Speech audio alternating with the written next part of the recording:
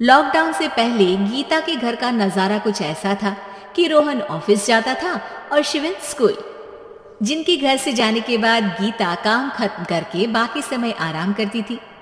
लेकिन लॉकडाउन के बाद ऑफिस और स्कूल घर में ही खुल गए और इससे गीता का हाल वो तो आपको देखने में ही मजा आएगा। शिवेन, ओ शिवेन, महाराज उठने के लिए क्या 21 तोपों की सलामी लेंगे? अरे बिस्तर से बाहर निकल, ऑनलाइन क्लास स्टार्ट होने वाली है। अरे तुम भी हद करती हो, स्पीकर की तरह चिल्लाने की क्या जरूरत है? दिख नहीं रहा मेरी कॉन्फ्रेंस चल रही है। अब कैमरा और स्पीकर ऑन कर रहा हूं, मुझे कोई शोर नहीं चाहिए।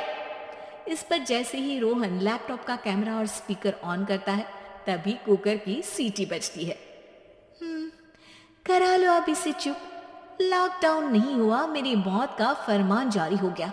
दोनों बाप बेटे ने नाक में दम किया हुआ है।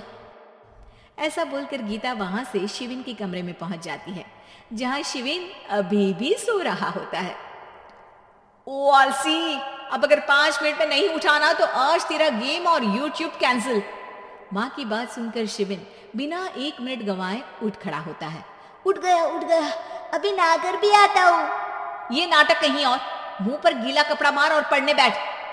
शिविन की ऑनलाइन क्लास स्टार्ट हो जाती है, जिस पर गीता उसे वहां बिठाकर रसोई में चली जाती है। थोड़ी देर में उसे कमरे से कुछ आवाज सुनाई देती है, जिसे सुनकर वो कमरे में वापस आती है। हाय राम, तुझे क्लास अटेंड करने के लिए बोला था, कैमरा ऑफ करके बिस्तर पर नाचने के लिए नहीं बोला था। मम्मी मुझे कुछ समझ नहीं आ रहा, आप बाद में पढ़ा देना ना, वैसे भी अटेंडेंस तो लगी गई है। हाँ हाँ बेटा, जरूर बन जा, तू अभी से हम सबका बाप बन जा। अरे नहीं मतलब कहाँ से लाते हो इतना दिमाग, और पढ़ाई करते हुए ये चला कहाँ जाता है? नाइस क्वेश्चन, दिमाग से पूछकर बता दूंगा। शिविन की बातों से परेशान होकर गीता उसे मारने के लिए जैसे ही आगे बढ़ती है तभी वो कमरे से बाहर भाग जाता है। अब शिविन आगे आगे और गीता हाथ में चप्पल पकड़े उसके पीछे पीछे पूरे घर में दोनों घूम रहे होते हैं। इसी बीच वो रोहन के पास पहुंच जाता है और शिविन को मारने वाली चप्पल रोहन के लैपटॉप पर जाकर गिरती है। ओए माँ! मम्मी, अब पापा को चप्पल मार रही हो? वो आज तक के रिपोर्टर, चुपचाप जाकर क्लास अटेंड कर ले, नहीं तो अगली तेरे पीछे लगेगी।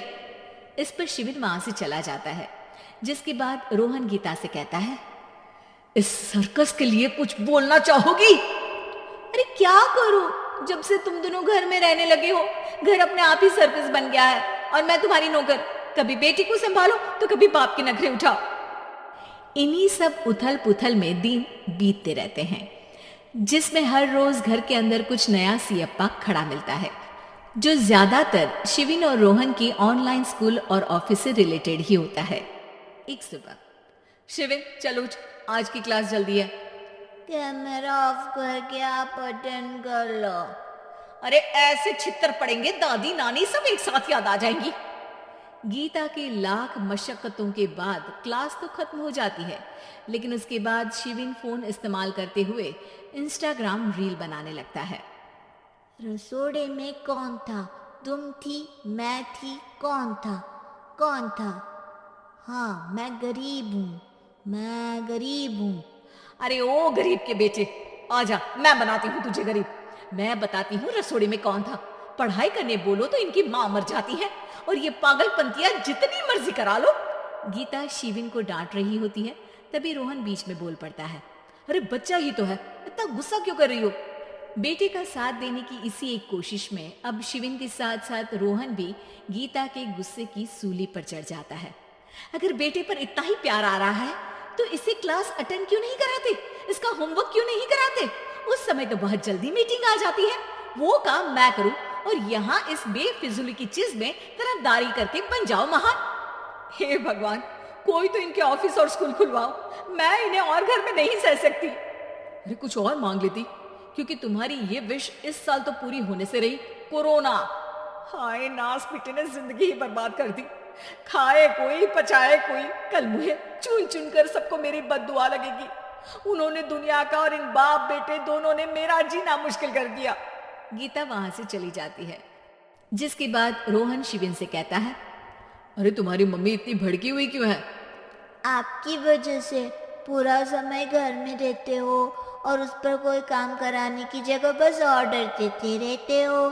अच्छा बेटे, सारा इल्जाम मुझ पर? पूरा दिन तो वो तुम पर ही चिल्लाती है। हाँ, मतलब दोनों का 50-50 है, कुछ करना पड़ेगा।